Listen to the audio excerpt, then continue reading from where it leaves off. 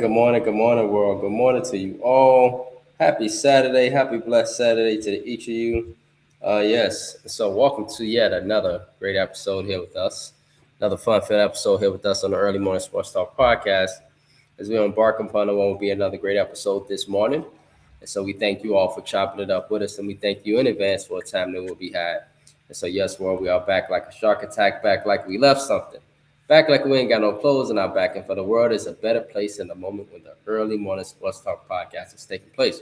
We thank you all for your momentum, for everyone that's been rocking with us and allowing us to continue to grow as a podcast, as a community. And so we appreciate the love, support. So thank you for tuning in with us this morning as we converse about the latest sports topics that have taken place from this past week and will be upcoming this week. It is always a blast to have you all tune in and participate with us every weekend. As a reminder that every week we always like to begin our podcast by reminding our audience that the Early Morning Sports Talk podcast can be found on Facebook via our two Facebook pages, the Early Morning Sports Talk podcast community page, as well as additionally on our Early Morning Sports Talk podcast Facebook page. You can find us on Instagram at EMSTP underscore. Again, EMS underscore as the spot as the Early Morning Sports Talk podcast, as well as our own Facebook pages via Brandon Price, Jamar Goodman, and Jones, as well as our guests for that weekend. Today is May 9th, 2026. We've seen yet again another fascinating week in the sports world. For this past week, we've been watching the NBA playoffs, and we saw the LA Lakers and Austin Reeves scream at the referees. And we'll talk about it, Jamar, because LeBron James, obviously, as a superstar, he gets hit and battered more than anybody in the NBA, maybe in NBA history outside of Shaq. So him, Austin Reeves, they go to the middle of the court, the whole team, and they just talk about the referees. And we'll talk about it shortly because it's a really, really, really good conversation. But, yeah, it's just a lot to talk about with that. On the other hand, the Minnesota Timberwolves, San Antonio Spurs, last night was a great game 3. Victor Wembanyama, 40-point triple-double. I mean, the man doing everything. He's just doing everything. And I know it was a 39-point triple-double, but damn. I mean, you might as well say 40, Jamar. It's right there. And so him doing everything and the Timberwolves just going back and forth. What a seesaw battle that was last night. And so the Spurs take the lead 2-1. Additionally, we see the New York Knicks put their foot all on the Philadelphia 76ers. They are 3-0 now. So they are commanding in that series. And then we'll talk about the Detroit Pistons and Cleveland Cavaliers as well. Detroit up 2-0. And so NBA playoffs, WNBA kicked off last night. Cubs and Sox kicking ass. Cubs right now, 10 wins in a row. I think they did it again. They did it before as well, if I'm not mistaken, Jamar. So this is the second time they've done it this season. Best league in baseball. And then shout out to Tommy Murakami, who is leading the league in home runs as well, Chicago White Sox superstar. Well, he's not a superstar yet, but he's a star already. I'll put it there. He's a star already. At least he should be. And so with that being said, a lot to talk about, Jamar, a lot, bro. So introducing my brother from another mother, my partner here on the Early Morning Sports Talk podcast. Guy used to stop at Purdue, stop in his room, say what's up, grab food. Mr. Jamar, I don't know if you remember, man, he used to give me snacks. Mr. Jamar Goodman, good morning, sir. How are you? Hey, man, back then we did what we had to do. We did what we had to do. Like, hey, Jamar, bro. Like, hey, Jamar, can I have some cereal, bro? Yeah, man, sure. Yeah, no problem, man. And so, yeah, man. Yeah. And so I see that he just okay, yeah. Feel better, Ian. Feel better, bro. Feel better. And so with that being said, yes. Man, in this case, let's go ahead, bro. Let's get into it. We got a lot to talk about. And so NBA playoffs. Thank you for your viewership, by the way, in advance for everyone. I'm gonna get my tags in shortly, Jamar. But let's talk about the NBA playoffs, bro. Where do we start, man? What series you want to start with, bro? Um, Shoot, let's start with let's start with the Lakers and the Thunder. Let's go there first. Okay, a lot to talk about there. And so the Lakers right now down 2-0, getting pretty much manhandled. Without Jalen Williams and without Luka Doncic being on the court as well. Um, what's your thoughts, man, on this series? Because I got thoughts.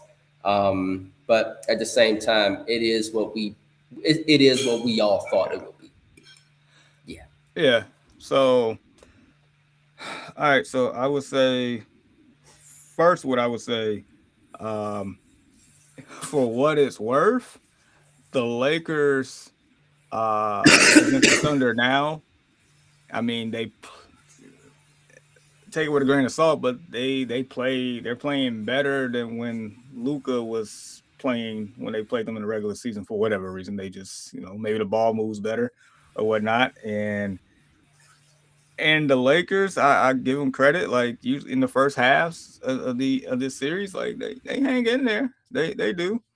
Um, but we find out quickly, or we regress back to the mean per se, and realize the Thunder are a superior team, and the Thunder realize they're a superior team, and then all of a They sudden, even know it.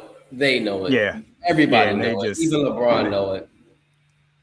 and it just it's crazy because like in game two, where I was, because I ended up drifting off at some point, but times where I was watching, I was moving around, like, okay, it's a close game.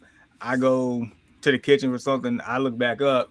Oh, the Thunder up double digits. I'm like, oh, that was quick. And then I come back and okay, Lakers make a run, and then all of a sudden Thunder blow it back open. I'm like, geez, like okay. The second thing I would say, like, I know we call SGA the free throw merchant, but he ain't really been to the free throw line. Not this series. And that's the bad part about it. All the complaining is going on, Jamar. And you're down 2-0 still. But he hasn't even been doing for me, and the reason why for me, and I'll just let you finish, bro. He's Yeah, not even playing, and it's not even him. It's the Belgian kid from forgot his name, the left-handed, that's the point guard. It's him, it's McCain, it's Dort, it's just a collective effort. He ain't even gotta do nothing. He just saving himself for San Antonio. pretty much. Like the fact Austin Reeves shot more free throws than Shea in game two. Yes. So it's like you can't point there. It ain't like he's just getting to the line. And matter of fact, the man had what his fourth personal foul early in the third quarter in game two. So it's not like Right. the referees are just giving him everything. That's not the case. And like you said, it's everybody else. When you start having like you said, McCain, Mitchell, Ben Mitchell, Holger, AJ Mitchell, Holgren's AJ Mitchell. been showing up. Case and Wallace off the bench. Yeah. Casey Wallace, and then also the dude number 24 with the dreads. Is that Williams too? They're hitting the threes, them clutch threes. The center, number 24, passion guy for the Thunder, come in and he hit dagger threes. He hit 2 and 1 threes in game two, Oh, just killing the that's Lakers' momentum. yeah, That's Williams. yeah. That's the other Williams. Yeah, Mm-hmm. They got two Jalen Williams. yeah. Mm-hmm. So, Yeah. so I mean, but I mean, Brandon, are we really surprised at the results that we're seeing? Like, no, like this is what No. we kind of predicted that would happen in this series. Even if Luka was to play, I mean, I don't see Right. much difference that would happen. I mean, as great of an offensive player Luka is, we know what he is on defense. I mean, you Right. think that was gonna like prevent what's happening?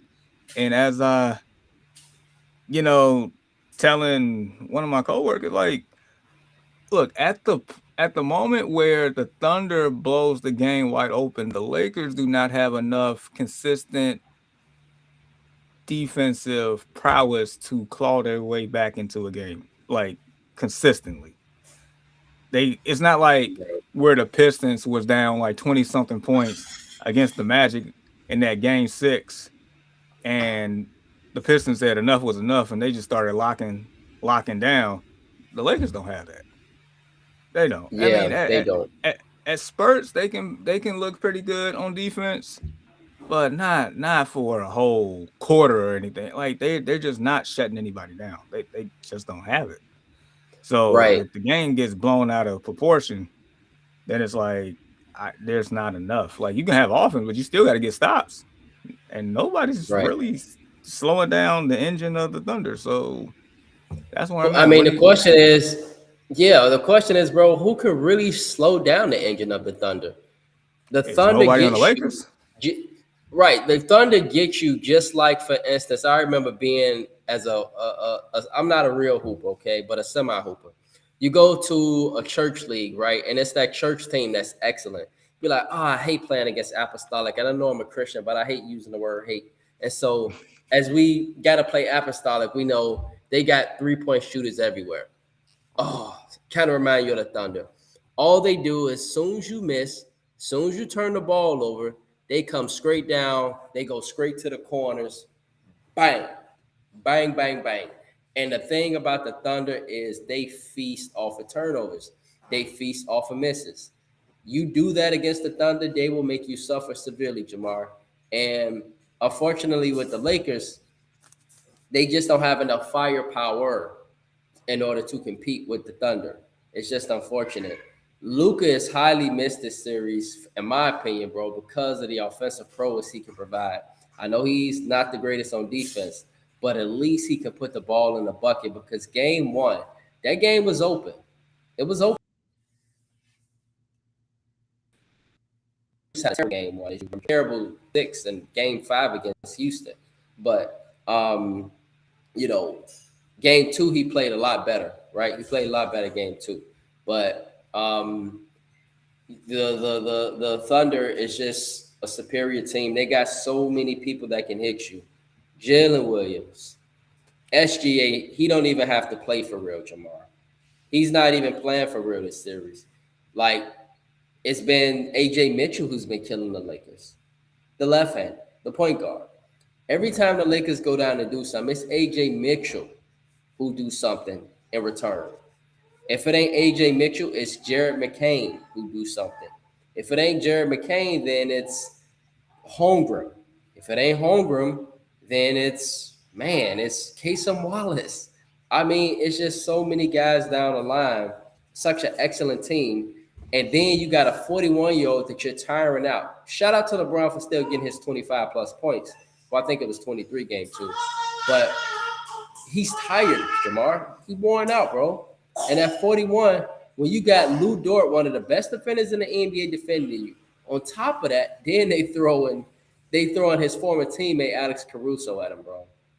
Then if they can't stick him, then they throwing Jalen Williams at him. Like, and I'm talking about the center, because they putting bodies all over him. Like, they putting Holmgren on him. I mean, it's just bodies all over this 41-year-old. And so LeBron is clearly fatigued out there. The only thing I wish for LeBron is I wish he stopped crying so much. And I love him. I do. I love him. But he out there, he crying a lot. And it's killing the Lakers when they have to run back down on defense, Jamar. You see, if he's sitting there and he crying, all the Thunder doing is doing what they do. Go down. You missed your shot. Somebody finna be open in the corner, left, right, left, whatever you decide. And if you ain't got that, then you got SGA that can hit you with the mid-range. I mean, it's multiple scoring options for the Thunder. On the feast on it, Reeves. Not a recipe for success, bro.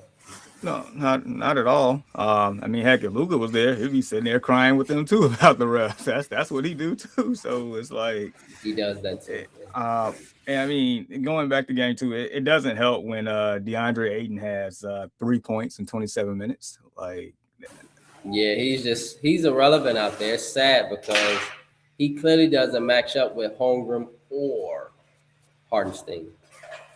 at Clearly. all. Lakers need a true center. They need a true center so bad. I mean, Aiden was drafted to be that. He was a number 1 overall pick. That's just more so he just underachieving, and that's not reaching his potential at all. At all. I mean, heck, that's what the Thunder did to get them over the top. They got him a real center instead of playing Chet at the 5. He's going back to the 4. Hartenstein's the 5. It makes things a lot more smoother. Right. I mean, on offense and defense with matchups. So it's, I mean, when you get 3 points out of your starting center, I don't know what to tell you. I mean, Rui Hachimura has been playing pretty solid for what I've seen in the series. Marcus Smart has stepped up a little bit. I mean, Reed's coming back helps, but that's it. The other thing that I'll say about the Thunder, like one of their strengths is the fact that they're so deep. They can just throw out bodies after bodies. And it's not just anybody, it's like bodies that can actually be productive on both sides of the ball. So it's like you have to account for all those players that the Thunder actually throw out. There is no sacrificial lambs out there per se. They're out there to play, and they do play. So it's like that probably gets the Lakers fatigue too. So right, yeah, yep. And so in regards to the Thunder, do the Lakers get one at home, or do you think this is a sweep, bro? I mean, last week I had my imaginary broom right here, so nothing changed. I mean, they lost both games by 18 points, and you mentioned that like SGA hasn't even been. He don't have to do that. Imagine he shows up big on the road, though. Right. And is that really a success that you have a healthy SGA that is rested coming into your stadium? And you already don't have your superstar. And you already got a 41-year-old that's just, yeah. So it's not looking good for the Lakers. Hopefully, if they pull out one, it'll be nice. But I don't know if they do, Jamar. Yeah, so it'd be good luck with that one. On the other hand, bro, the Timberwolves, the Battle of France, man. I call it the Battle of France because the series is literally being decided between Victor Wembanyama and Rudy Gobert.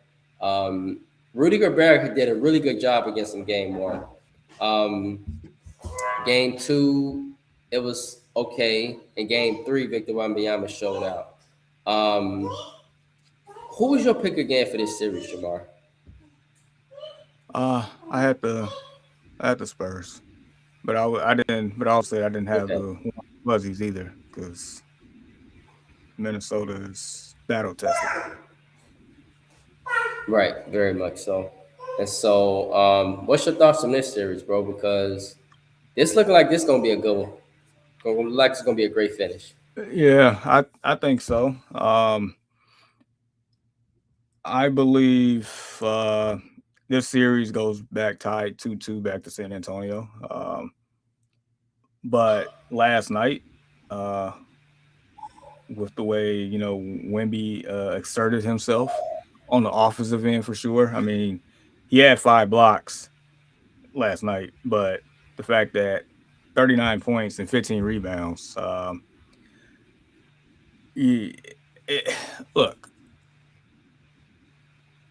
Wemby's an alien. Wemby is not human.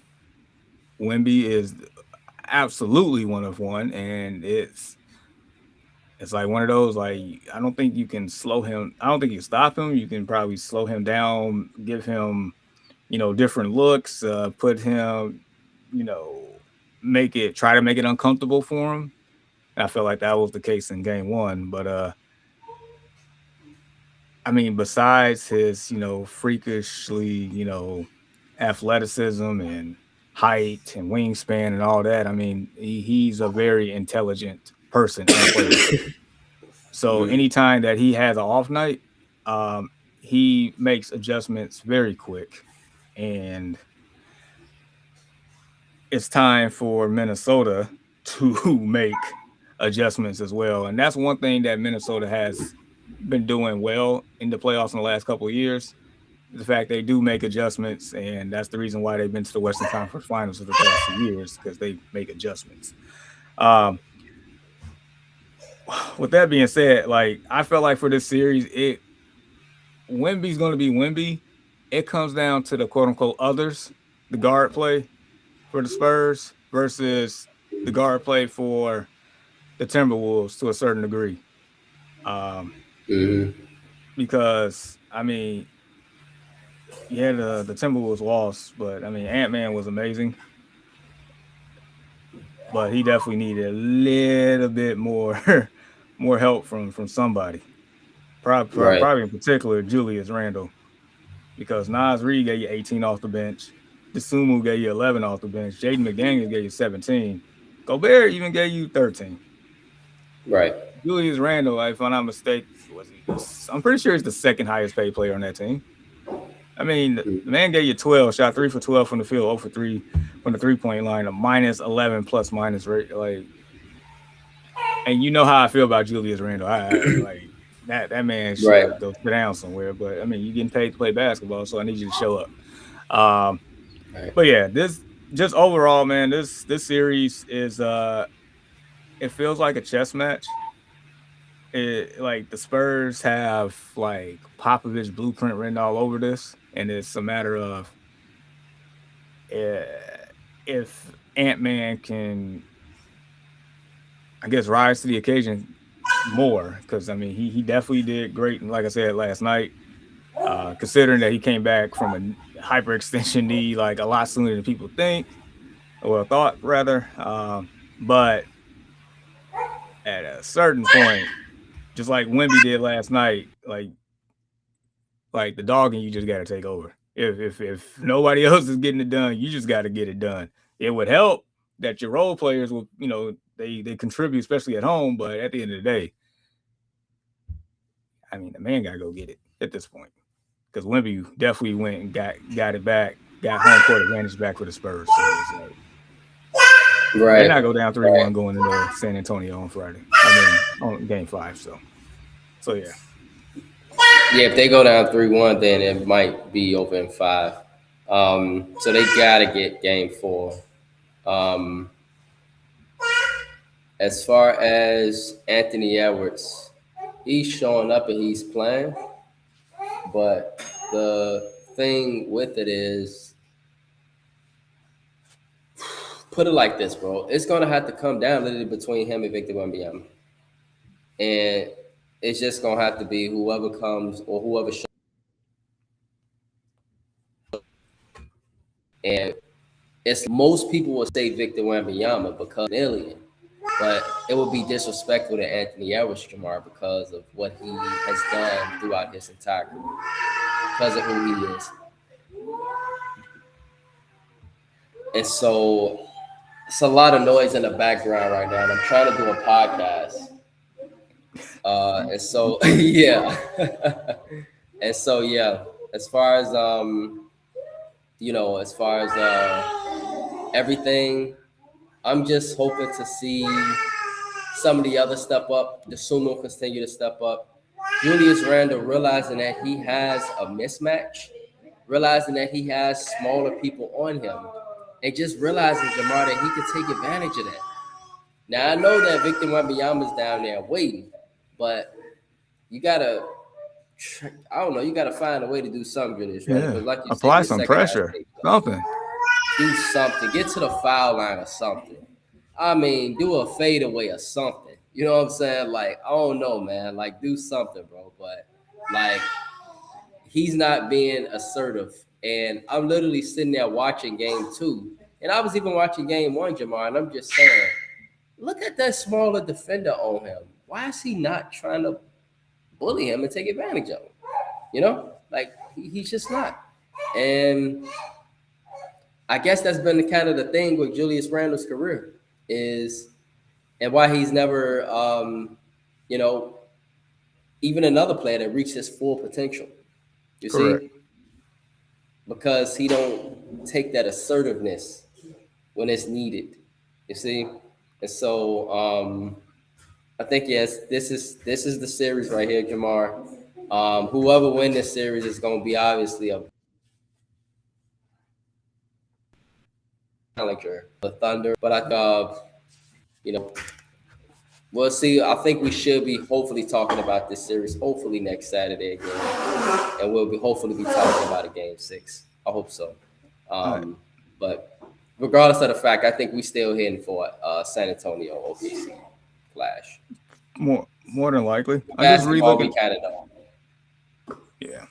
So I'm just relooking at the box score from last night. So I didn't realize Jaden McDaniels shot the ball 22 times. Fine. However, he only hit 5 shots. That's terrible. Mike Conley, I mean, quote unquote, the starting point guard. I don't know if he got hurt or not, but I mean, the man only played 4 minutes. Mm-hmm. And then Anthony Edwards led your team in rebounds at 14, and he was the only person on the team that had double-digit rebounds. Like Gobert and McDaniels was next up at 7. Like what is happening? Like, I understand. They got Gobert. They pushing him out. They pushing him out. I It's Victor understand that Wembanyama. point, but still, like, you got to make an adjustment. You got to do something different. You got to, because Right. just seeing that's not a formula for success at all. Just Right. like 7 boards. McDaniels shooting 5 of 22 from the field. Man, only to I the free think throw line 6 times. right. Something But I like think that. Jamar, it's just the Wolves probably beat any team. Without Jalen Williams, the Wolves, in my opinion, probably beat OKC. They at least win probably up 2-1 against OKC. The way OKC have been playing for the Spurs. The problem is just Victor Wembanyama, bro. Like, it's like, what do you really do when you can only take the ball within a certain perimeter of the basket? Game 1, he had 12 blocks. I don't think I ever seen anybody have 12 blocks in a basketball game. And so it's clear that if you go in that danger zone, it's going to be repercussions. And so you basically out there shooting jump shots. And the only team I know, Jamar, that can really shoot jump shots and they love doing it is the Thunder. They're like, okay, we'll welcome threes. Give us threes. That's what we do. See, but even Anthony Edwards at a certain point, he got to take the ball inside to the basket. But when he do, Victor Wembanyama blocking it, just like last night. And so Frank Knox stated Minnesota were matched up better with Denver, but the Spurs are too fast, too quick, and too flexible. They can't speed. I wouldn't necessarily say that. Like, yes and no. I'll say that. Like, I think the Timberwolves matchup. Fox. I mean, yeah, Fox is that's one with the speed, but I mean, I would say the Wolves definitely matched up better against the Nuggets for 2 reasons. One, they are, faster than them, but also they've played them a few times in the playoffs already. They know them. The second part is, I mean, in the regular season, the Wolves took 2 or 3 of the Spurs, so it's not like, they don't match up well against them. It's just more so, can they make the adjustments needed? And can players step up? I mean, you can't shoot 5 or 22 as a secondary or third-area player and expect to win. You can't have your guard being the best rebounder on the team. You can't have Gobert be non-existent on the glass, even though they're drawing him out. You got to find some way to make an adjustment. It's all about adjustments, in my opinion. Right. I mean, and the last thing I'll say, the Spurs shot 12 more free throws than the Wolves. So Spurs obviously was more aggressive, more physical. Mm-hmm. And right, the Wolves not gonna win that way. So something got to change. Right. Some got to change. Right now, the Spurs don't fear the Timberwolves, and the Timberwolves fear the Spurs. You know that because of the fouls. You know that clearly because of the amount of fouls taken. Um, I want to just say this really quickly. The Timberwolves, Jamar, they got to defend home court and they got to hit their shots. If they hit their shots, they get their defense set. When they get their defense set, then they can play. That the Timberwolves are excellent half court defensive team because then it allows Rudy Gobert to also get his feet set and defend Victor Wembanyama. And which he's done a pretty good job again this series. I know that Victor Wembanyama went off last night, but that's because his threes was dropping last night. Them first two games they wasn't dropping, but that's what the great ones do, man. They go on the road, you know, and his threes was dropping last night, which is showing the greatness, right? Yeah. Yeah, but if the Timberwolves, Jamar, hit their shots, if they hit their shots, then this should go back to San Antonio 2-2. Yeah. They got to hit their shots. Absolutely. And the last thing I say, they need to be aggressive. You got to find a way to, if you can get Wemby in foul trouble, you got to find a way to apply the pressure on the San Antonio Spurs defense. If you get them on their heels, then you open up more lanes and more opportunities. You just like you said, the Wolves are a pretty good half-court defensive team. You do not want the Spurs to get set up on defense either and have a person take off 2/5 of the defense. I mean, of the offensive perimeter just because he's there. Like you gotta bully him. You gotta figure something out. Like you gotta apply pressure. Right. Question remains: will they do it? And so, if you get Victor Wembanyama in foul trouble, and if Rudy Gobert can give you double-digit points, you should win the game. Generally, when Rudy Gobert give you double-digit points, we would all say, "Yeah, the Timberwolves gonna win." Rudy Gobert give you double digits, yeah, but the difference is you got an alien on the other side. So, I like what you said, though, bro, in regards to being aggressive and trying to get Victor Wembanyama in foul trouble. If you do that, then that opens up the game tremendously. It opens things up tremendously. So yeah. On the other hand, bro, Knicks, man, bro, the Knicks looking like they looking good, man. Yeah, it's about damn time, right? Like Mikal Bridges, welcome home. I'm glad you're actually playing and actually being productive, and we're not questioning your existence on this team, and the assets that they use to acquire you, we're not questioning that anymore like we did in the first round against the Hawks. Well, we still gonna question it. It's hopefully he keeps it up because it's only the second round. Oh, my bad. But yeah, no, Bridges 23 points. Thank you for showing up. 2 steals.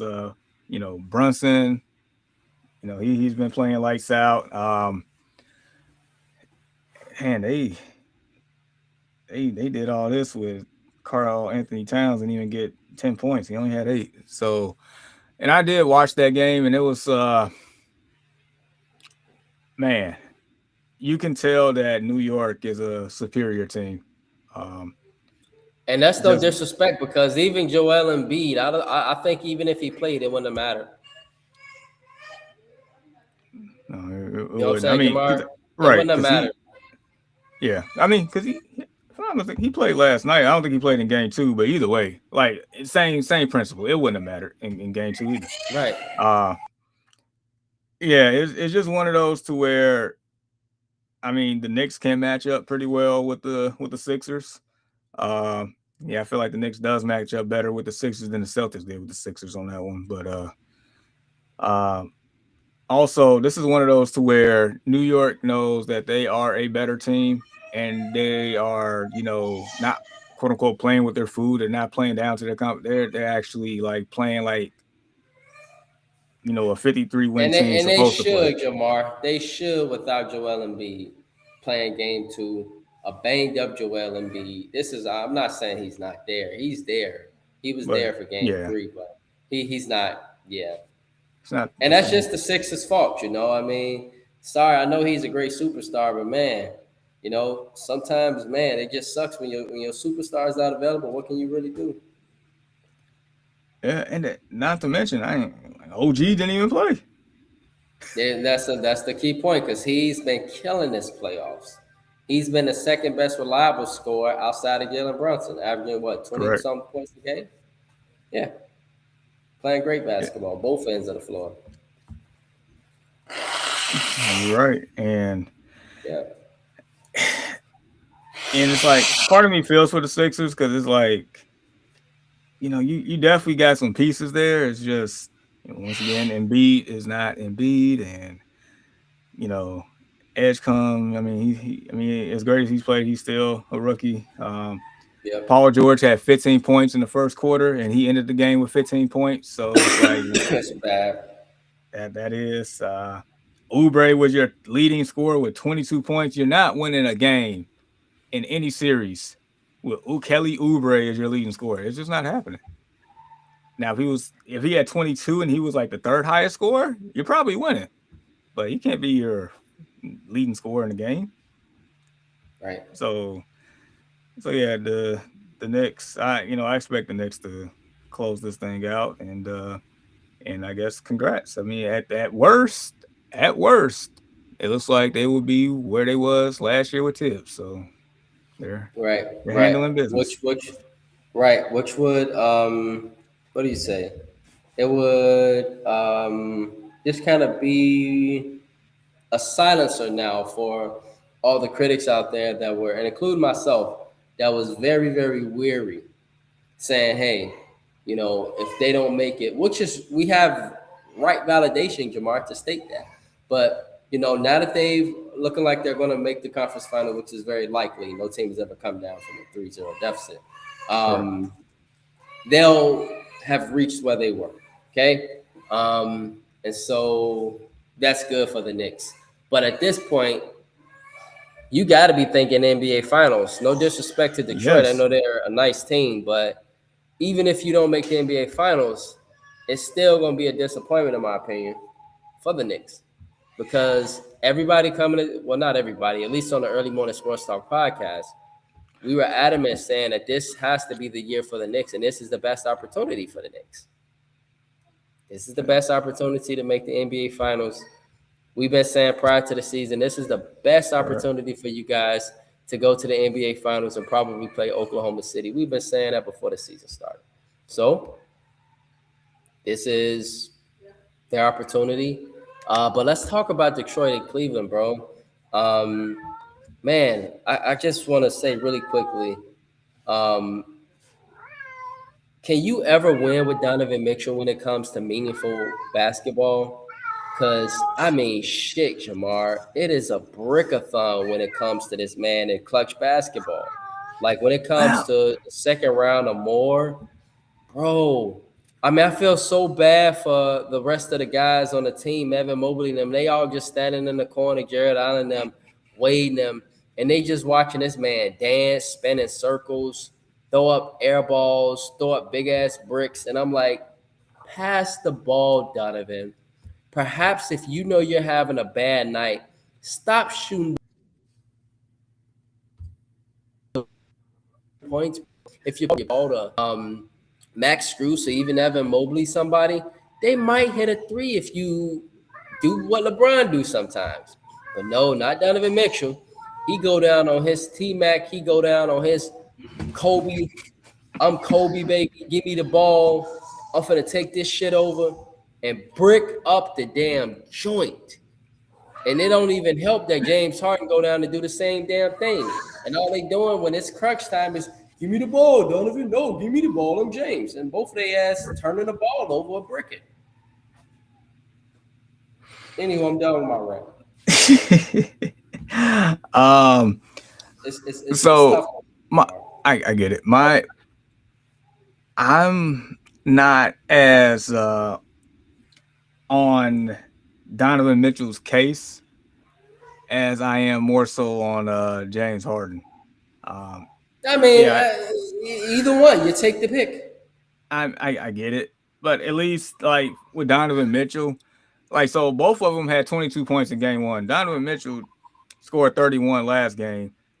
Was he great from behind the arc? Heck no. He only shot 2 of 9, but he was 11 of 24 from the field, 7 of 9 at the free throw line. He only had 3 assists. So I mean, yeah, it probably could have been moments where he could have passed it to a teammate for a better look. Absolutely. So I give you that, but at least I know the man like at least trying out here, and he was only a -2 on the plus minus. James Harden, I don't understand it. I mean, they made I mean, on First Take yesterday, they made an outstanding point, and I was kind of thinking the same thing. Like, dude, like when has James Harden really ever stepped up in the playoffs? Like, especially in pivotal moments. Like, this dude shot 3 of 13. Only had 10 points. Like, I don't think he really attempted one shot in the second half, something crazy like that. I mean, the man was turning over the ball left and right in crunch time. Donovan Mitchell throwing up brickathons. You see my point? No. But it's the thing hard. is, hard. It's only one ball. I get that, but I mean, if Harden is supposed to be your point guard, your facilitator, he's turning over the ball and not even like putting guys in the best position to succeed. And Detroit is getting there.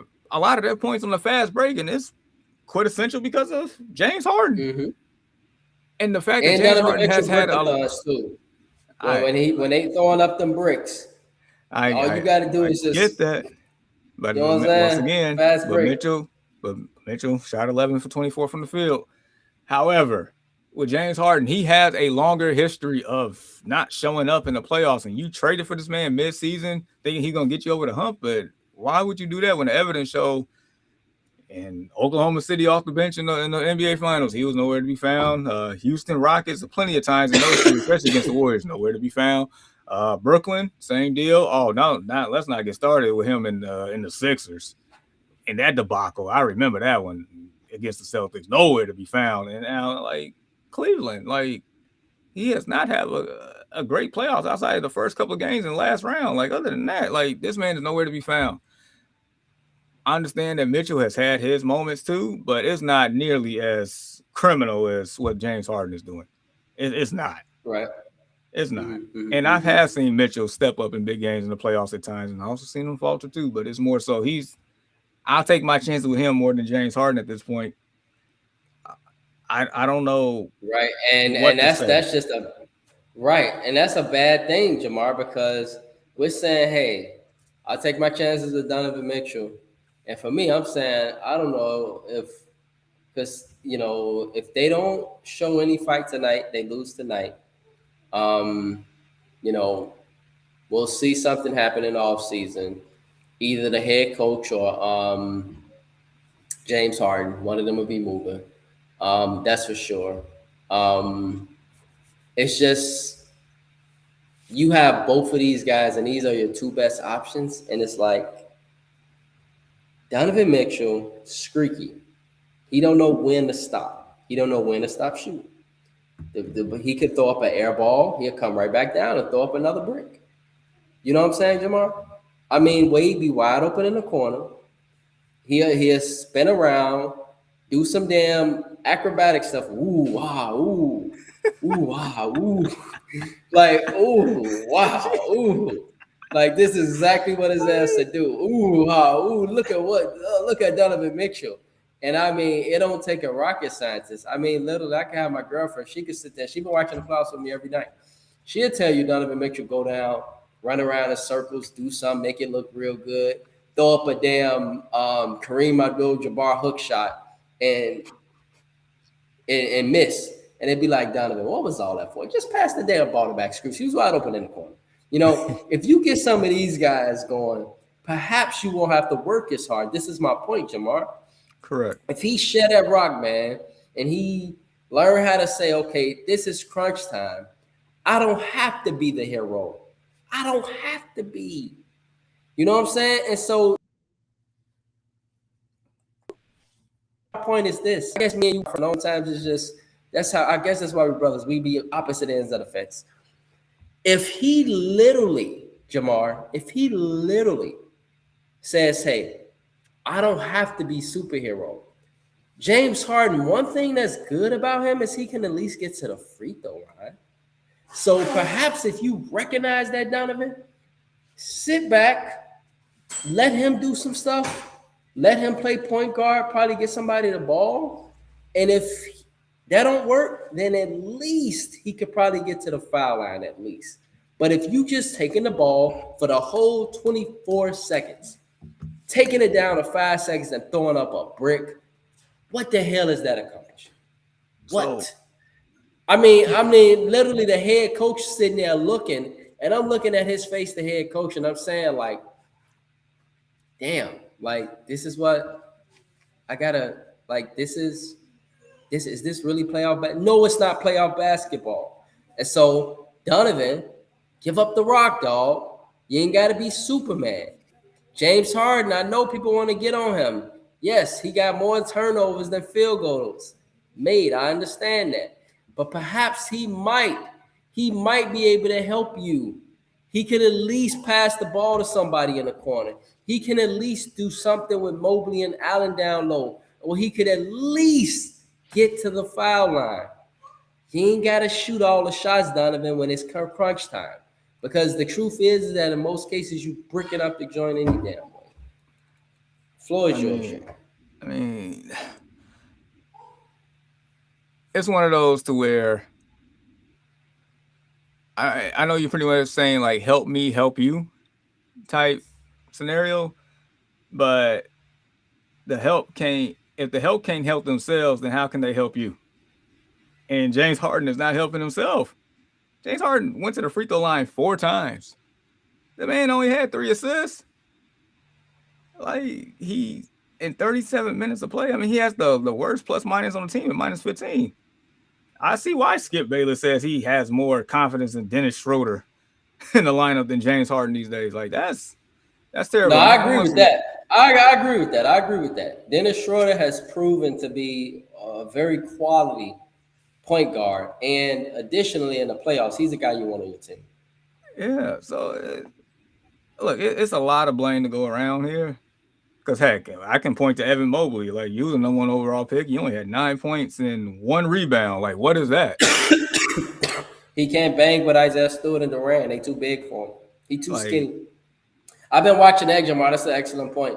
He needs to get in the weight room. Because if you're going to stay in Cleveland, you clearly going to be matched up with these guys for years to come. At least Jalen Durant, that is. You know what I'm saying? And so we know Jalen Durant ain't going nowhere in Detroit. So he got to get in the weight room because they just pushing him around. Yeah, man. When it came down to crunch time, literally Jalen Durant hit 3 straight dunks on Evan Mobley. Now, don't get me wrong. That's Cade Cunningham being Cade Cunningham. But it was just easy. And I'm like, yeah, that's just weight room. That's the difference. That's clearly somebody that's in the weight room, stronger, more powerful. And Evan Mobley just out there looking like a skinny, tall kid. Yeah.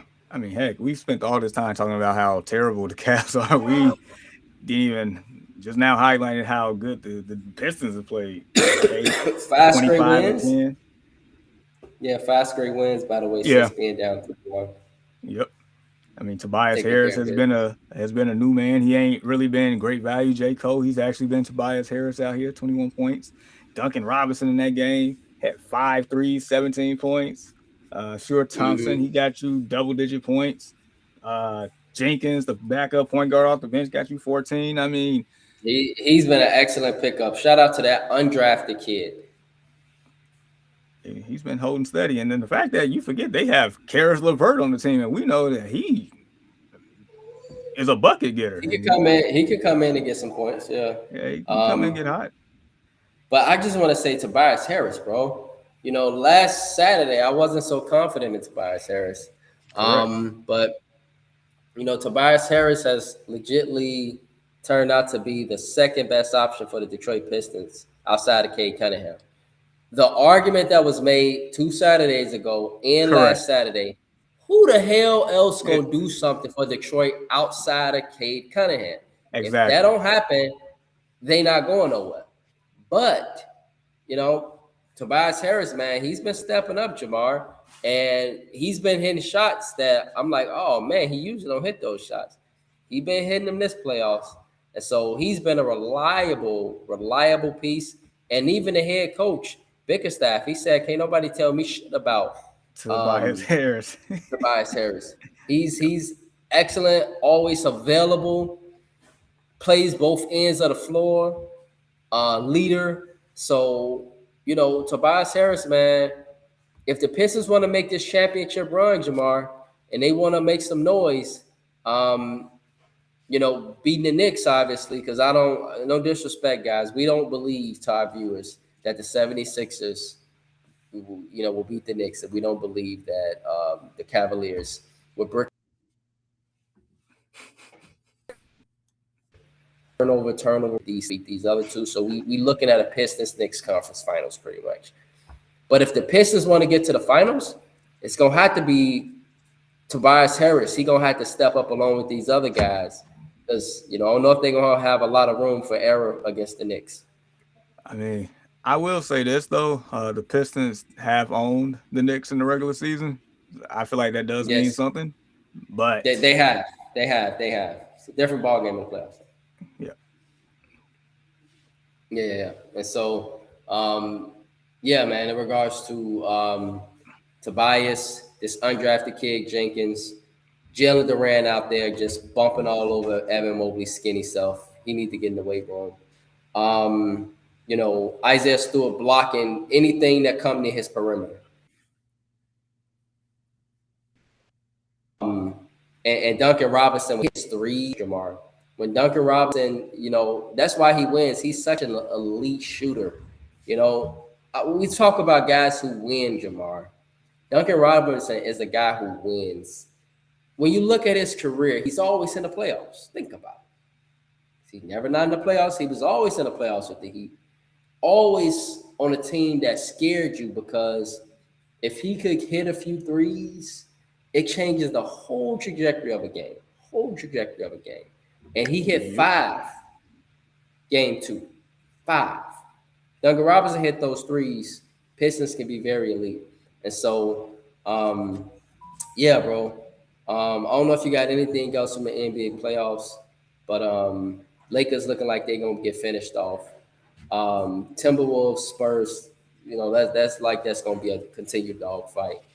Yeah. Knicks clearly got a gift with Joel Embiid being out, but regardless of the fact, they're a better team, period. And Cleveland, just brickathons, etc. Detroit just looking like the better team. So, kind of what we expected, man. Yeah, pretty much, yeah. Yeah, man. On the other hand, bro, good news here. Chicago Cubs, second 10-win games. 10-win game streak. Best record in the MLB.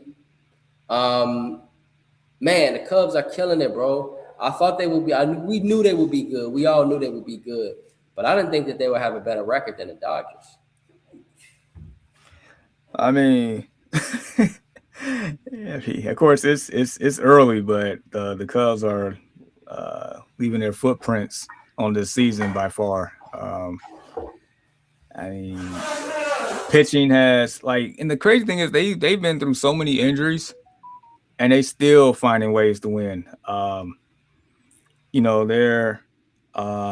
Their manager, I know the guy's name. It's on the tip of my tongue, but nevertheless, the buttons that he's pushing this year are working. On the World Series with the Cubs in 2016. No, because he was the Brewers man. Yeah. Craig Cancel. Yeah. So he's pushing all the right buttons this year. Early on they was in a little slump, but now got Alex Bregman, the guy that you brought in from the Red Sox, gave him all that money. He's showing up. PCA, Pete Crow Armstrong, he out there balling. Shea Suzuki, he out there doing his thing. Michael Bush the bat starting to warm up there. Nico Horner, when he was playing, I know he got the deal right as the season started. Like they all are, and Michael Bush too. He's a very proven veteran. Won a lot of his career. Yeah, dude, this team, in this 10-game winning streak, it's always been somebody. Is not like the same hero. It's been somebody different each and every time, and that's what makes it kind of dangerous because they have the confidence, like, yeah, I know we're maybe down, but we gonna figure it out. And I mean, they like at the time when they played the Reds, it was a 4-game series, and I think they were tied at the top of the division. And of course, the Cubs won all 4 games, and the Reds are at the bottom of the division now, and they Right. still got a winning record, and that's how competitive the NL Central has been. So Central is. Yeah. I mean, nevertheless, like, dude, they're plus 56 and run differential, 18-5 at home, 9-7 on the road. This team is legit, and they don't even have Justin Steele back, who I think probably comes back in the next couple of months. So it's like they're still missing players on this team. So this is one of those to where if you got to go make a move at the deadline to really solidify this team, by all means, this is an all-in season for the Cubs. Like you have a legitimate chance of getting it done. Like that's amazing. That'd be 10 years from when they did it last year. If they was the last time they was to pull it off. Right. Yeah. And so now I know on the other hand, the White Sox, fourth in the AL Central, 17-21. They lost 3 straight. But, what an improvement, Jamar. And they are even defying our expectations. But to our viewers, know this name, Munetaka Murakami. Okay? Munetaka Murakami. This is the name you need to know. Leading the league right now, home runs. This guy, if he keeps this up, Jamar, he gonna eclipse 50 home runs. He might even eclipse 60, bro. We only a month into the season, and so, we're only a month into the season, so it's a lot of baseball to be played. And so, seeing a bright spot on the south side, man, bro, it's great. It's great to see a bright spot on the White Sox, because Lord knows it's been a while with the White Sox. It's been a while. And so, I just hope they continue to win and continue to improve and, man, even have a winning record come this season or somewhere near winning record. Not even if they make the playoffs, if they just have somewhere near winning record, bro. But I tell you what, if Murakami continue to play the way he's played, they'll continue to be where they are, and they'll be somewhere, around 500 if he continues to play the way he's playing. I mean, yeah. So they for one, they do have the benefit of being in the division that they're in. So it's like if they continue to play like they've been playing, they'll still be in contention within that division. So with Murakami being the burst, the jump start, that added oomph to this team, plus the young guys that's continuing to develop, like Montgomery and Vargas, Some good pitching over there on the south side too. Some good pitching. It is, and I think that's probably just as surprising as Murakami, like the pitching, because that's always been a weakness in the Sox for I don't know how long. Even when this team was quote unquote competing about 5-6 years ago, that Tim Anderson and Machado crew and all them, like, pitching sucked. And your favorite manager in the world, yeah. I'm gonna say something real flagrant. Your favorite manager in the world. But this team is fun to watch. That's another thing. Yeah, they lost 3 straight, but man, they've been. Have you just actually been paying attention? Like, they've been doing their thing. And yeah, and then the fact that Skubal for the Tigers. I mean, he's out for a couple to a few months now, so it just makes the division maybe that much more, open.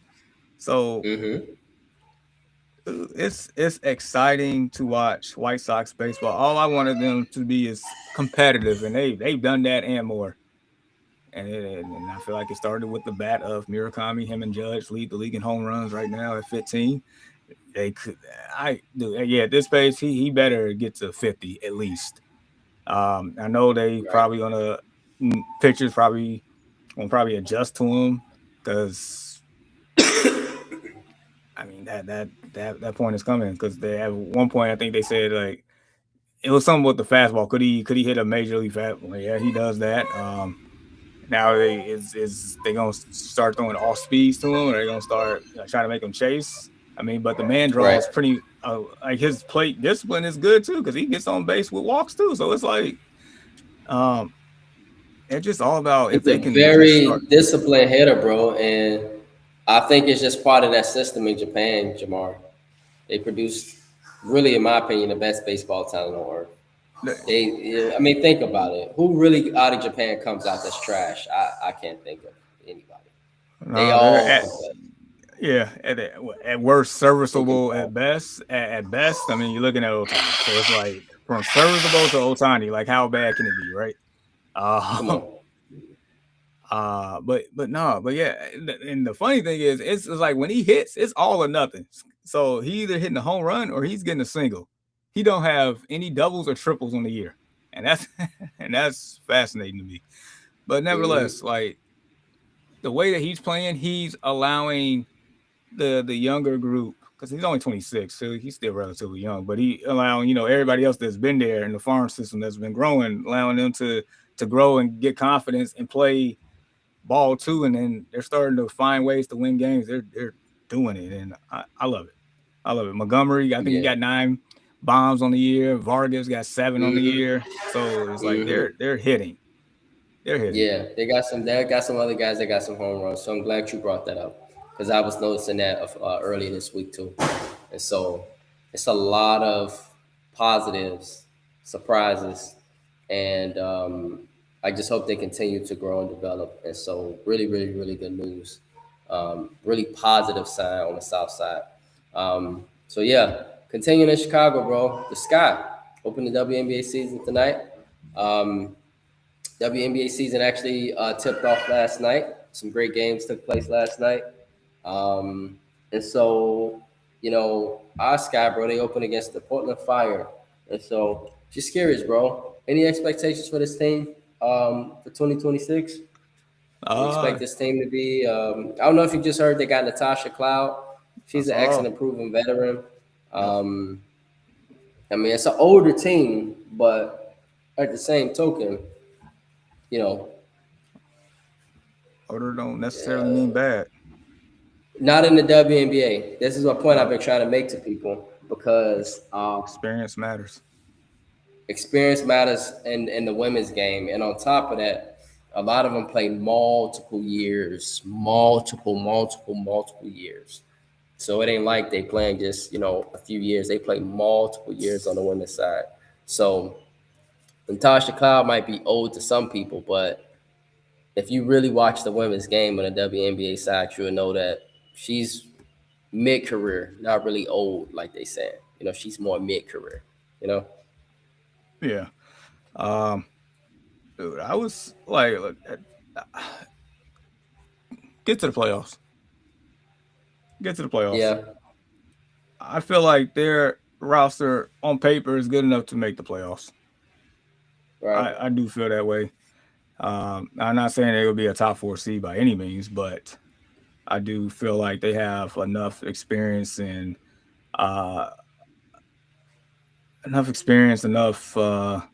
veteran leadership, enough. I feel like they definitely got some shooting here as well. So it's like they got size, they got perimeter play. They have a good like core.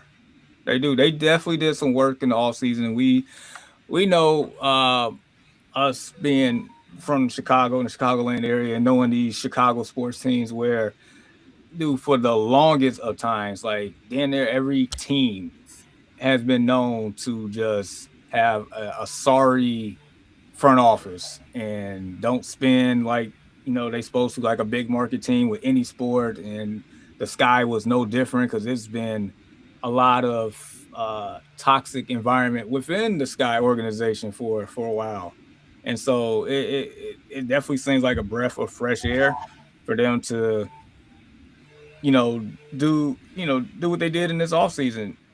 Yeah, I get it. Angel Reese got moved, and they cut Haley Van Lith for. Yeah. So I get that, but I mean they definitely, I feel like they added pieces that ultimately made the team better. So I just want to see Right. that coming to fruition this season. This season should be a lot of fun overall, but you're good enough to make the playoffs, in my opinion. You are. Right. Right. So Right. go. Right. Right. Yeah. Go Sky. Yeah. And Haley Van Lith, she's a scorer, but she was just too short, Jamar. And you easily could expose her, on the defensive end. And she just if you had a chance to get Natasha Cloud, if she wasn't available, Haley Van Lith still be on the Sky, bro. But Yeah. amongst them seeing her available and seeing that she's a good two-way player, but more so a great defender more than anything, what would you do? And so Yeah. they're gonna pay her a lot of money for the WNBA, Jamar. They paying her 555, and so WNBA for one season. But at the same token, I believe she's gonna be worth it. Man, I think defensively there's gonna be some piranhas. You put her and DeJounte Carrington on people, man, they finna be swarming you. And that's not even to mention that Skylar Diggins Smith's a pretty good damn defender too, Jamar. I don't think she's gonna come into Chicago expecting to just not win. She's a very fiery personality, very in your face personality. South Bend girl, went to Yep. Notre Dame, Notre Dame. Yep. won everywhere she's went. Everywhere she's went, she's been in the WNBA finals, a lot of success. So she says she's not coming here to just be on some babysitting stuff. And so Rakia Jackson, in my opinion, her and Camila Cardoso, these two have the biggest potential, Jamar. Rakia could be the star. Like if she continues to develop her game. Yep. Corey Lockwood of the Early Morning Sports Talk podcast, he stated he rather would have picked her. And I remember him when it came to the draft, Jamar. He was adamant. Injury, we had a lot of great, beautiful girl, etc. But she was actually on our pre-draft board prior to the 2024 WNBA draft. It was her. And so having her here is great, Jamar. But the Sky success, bro, it's going to depend on Camila. If Camila Jamar can develop to what we would love her and need her to be, then the Sky could be a top 4 seed. It just depends on Camila. It depends It's on her. crunch time for if her. she go, It has to happen this year. Like it's crunch time. Like you gotta. You're not 6'7" for nothing. Like let's go. Let's go. Right. Use that big frame. Block them shots. Take advantage down low. Make them layups. Man. If Camila plays the way we need her to play and she continues to reach her potential, then the Sky could really be something, Jamar. Because you guess what? If she making her shots and her buckets and her bunnies, that allows the Sky to get their defense set. And I don't think you want DeJounte Carrington and Natasha Cloud coming at you. Caitlin Clark gonna have to work when she play the Sky this year. She's gonna have to work because it's gonna be multiple defenders that they can throw at her, and they gonna possibly be tiring her out because Carrington is no joke, like nothing to play with, bro. And so, she's yeah, and then throwing Skylar Diggins Smith alongside Natasha Cloud at her, it's gonna be a lot. And so, if they our success is gonna live and it's gonna heavily depend on Camila Cardoso. She do what she got to do, Jamar. They win games comfortably. they'll still be in games because Rickea Jackson and the talent she has and all the other guys, the veterans that they got, etc. But these are the pieces, man. So I believe I'm with you. Playoffs. Sky make the playoffs. It's a success. If they don't make the playoffs, I don't know if I necessarily say it's a failed season, but I do expect them to be somewhere in the 500 ballpark. You know, 500 ballpark. They got to be in the hunt. I mean, I expect playoff. Like they got to make. I feel like you got to make the playoffs. But if you're not, you got to be at least a game out, 2 games. You got to be. This is what I'm saying. They got to be in a hunt. And when I'm saying like the 500, somewhere in that ballpark. But a losing season, no, that'd be a disappointment. And so we shouldn't have like a top 5 pick. Like, no, you shouldn't. No. Yeah. And so big season for Kamilla Cardoso, because if Kamilla don't reach her potential, Jamar, I think I'm looking to ship her too. The A ship, you best believe WNBA got a very short time frame. And so if she don't produce this season, they're gonna be looking to ship her too, probably. Dude, I still see where, like, when they was making the final cuts and women that was drafted last year or this year getting cut off teams, like it's cutthroat. Yeah, it's very cutthroat. Yeah. It ain't a lot of opportunities like it is in the WNBA, and that's just because them books financially ain't as heavy as the NBA, you know? Yeah, man. And so I don't know, bro, if you got anything from Jamar this morning. So I did have another team builder exercise, but I want to hold off until our third partner here is healthy for that one. So okay. Yes, sir. So support the screen. You guys see that code right there, Finmo. But we can step into. Well, we can go back to anything tomorrow. We can step into the basement. I do have one question for you. All right. Yeah. And so, in this case, N's not here. And so, yeah, let's go back. Let's head back to anything from Jamar, bro. So, what's up? All right.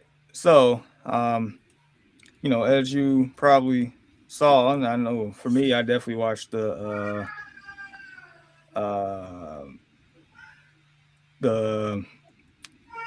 Bulls' new vice president, basketball operations hire. Yeah. Bryson Graham. And that press conference, that 30-minute press conference with him and Michael Reinsdorf, it was like a breath of fresh air. For one, to see Michael show some humility and actually say things like, the Bulls are irrelevant. Bryson has whatever Bryson needs. That's what we're going to, do. Wherever the money needs to be allocated, that's where we're going to allocate it. Bryson saying that this team is in a rebuild. You can look at the record and tell, like, we're going to do this the right way. We're not going to patchwork anything. We're going to actually, make moves that's best for this franchise. Like, I do want your thoughts, but if, like, the last thing I said, this feels like when Ryan Poles got hired for the Bears and they brought in Kevin Warren. It feels like management ownership has finally realized that what we've been doing is not working, and we need something different here in order for this team, this asset, this product to be successful. So it feels like the page is turning from the AK era and even to a certain degree, maybe the Gar Pax era here. But yeah, that's what I got from it, from the hire, and actually listening, or more so watching the press conference. But I know you as right. our Bulls man, What do you So, think here with it? right. And so, first and foremost, um, as you told me last night, Jamar, when it comes to our introduction video, Jamar stated our introduction video until he and I sees from the Chicago organization. Until then, to our viewers, you're gonna see a lot of Bears because the Bears are winning. Okay, you might see U of I because they just went to the Final Four. You're gonna see the Cubs and White Sox. They've made improvements. Cubs best record in baseball. But right now with the Bulls, it's been a waste of time. Hiring the executive VP, Bryson Graham. Um, I'm a little. I love to see a brother number one in that position, bro, and that's great. Um, my concern is him coming from New Orleans. What has they? I mean, what have they done at all in New Orleans? Like what? But the biggest thing is now, who do you hire for your GM? Because Mm-hmm. although he's the executive VP, the biggest thing now is, and for their future success, who do you bring in as a GM and who could work with this guy? Who could work with Bryson Graham? That's the biggest question I got. The Bulls are irrelevant, and I didn't even watch the press conference, but I was listening to every word you stated, bro. Bulls are irrelevant. They're trash. That's why they're not an introduction video to Early Morning Sports Talk podcast. Thankfully, to Michael Jordan, they have a brand that's international, but ain't nobody, going to buy Bulls jerseys and buy Buzella's jersey. No, I ain't seen a Buzella's jersey nowhere. Nowhere. And so this shows you how the Bulls are trash. So my biggest question, Jamar, is really just for the GM, who do you bring in? That's crucial for me because that person will have more power. So and there, Gress. Additionally, Sunday is a big day for the Bulls. The Yes. NBA draft lottery will be Sunday. It'll be in Chicago. Not saying that there's a home field when it comes to the lottery and the ball rolling around, but hopefully we get some type of home court cooking being in Chicago, man. And if we could get a top 3 pick, if we could end up with either Boozer, the kid from BYU, or somebody that can help us protect the paint, even Darren Peterson. Um, these are good cornerstones for us to start as a franchise. So I'm hoping, Jamar, number one, NBA draft lottery goes well for us Sunday, bro. Huge for our future. And then number two, who do we bring in as the GM? Number three, I'm loving the fact that Reinsdorf stated he's willing to allocate and spend because his ass has been cheap for years. Correct. It's been part of the biggest problem for us. And so if he's willing to spend, we're listening, and that's exciting news for us because then that means we can finally bring in a free agent because Chicago's a great city. They would love to come to Chicago, but if it's bad management, why would you come? You don't want to be a part Correct. of a losing culture. And so that's what I got, bro. But at this point now, we need to make sure we got the right GM. It's Yeah. not just gonna be the executive VP. We need the right GM. Correct. And then the right GM and VP can hire the right head coach and so on and so forth. Um, Exactly. It's a snowball effect. it is. And like you said, tomorrow is a big day. Hopefully, we got 2 picks, 9 and 15. Hopefully, we get some lottery luck, like you mentioned. Like, because if we get the luck, we're automatically a top 4.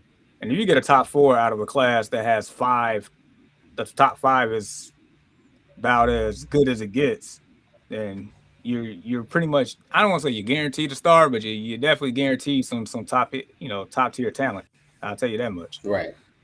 Hmm. And that's what the Bulls, they need, talent everywhere. Just go grab as much talent as possible and Right. figure it out Right. there. Man, for real. Because if we get some nice talent, we compare that with Buzelis. We compare that with some of our cornerstones, and then from there we can ship off Patrick Williams. And so, yeah, man, just we talking about sunk costs. Learn that in economics class, Shamar, talking about a sunk cost sunk cost Patrick Williams, same thing. Diminishing returns in this. Get him out of here. Yeah, just have to waste some. Yeah, man. Man, anything, y'all. Okay, Rod, what's up, bro? What's up, man? Top of the morning, bro. Top of the morning. Sixers, Lakers, Timberwolves. Get your tickets ready for Cancun. Okay, yeah, I see. Okay. So, yeah, Sixers and Lakers. Yeah, that's easy, bro. They seasons could be over early next week. The Sixers could be likely this weekend. Timberwolves. Yeah, man, they got a big game 4 coming up. If they don't win game 4, we stated that they'll be down in 5. Timberwolves got to hit their shots, and so. But it's hard to hit your shots, man, when you got a center that got 12 blocks. So it's gonna be tough sled, man, for the Timberwolves. But I think the one team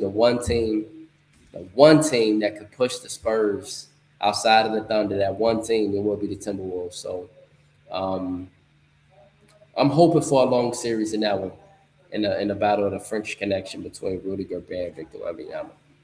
And so. Yeah, bro. Jamar, man. Any final thoughts, bro? Shout outs, man, as we head into the weekend. Man, I want to say a happy early, tomorrow's Mother's Day, so definitely happy Mother's Day to all the mothers out there. A mother's job is never done, it feels like. And, I see it firsthand. So, definitely shout out and salute to all the mothers out there. Enjoy your days tomorrow. Yeah, I second it, man. Happy Mother's Day to all the mothers back in the United States. For us over here in France, bro, it's actually at the end of the month. It's May 31st. So it's going to be another 3 weeks from now. So that gives me enough time to do all my planning and stuff. And so... yeah, man, shout out to all the mothers back home in the U.S. Man, just takes me to a place of thinking about my mom, And so, yeah, man, I remember that day, Jamar, man. I recall when my mother had passed and I had came back to the dorms after my mother had passed. And I remember Boss Hill, Bigger Boss. Yes. He's like, Brandon, you have such a beautiful soul and you are so strong. And I'm like, thanks, boss. And I remember him hugging me like a big teddy bear. And so that brings me, I wonder if a boss is still at Akron, by the way, because I know he had left and went to Akron. And so, yeah, man, but shout out to all the mothers. Happy Mother's Day.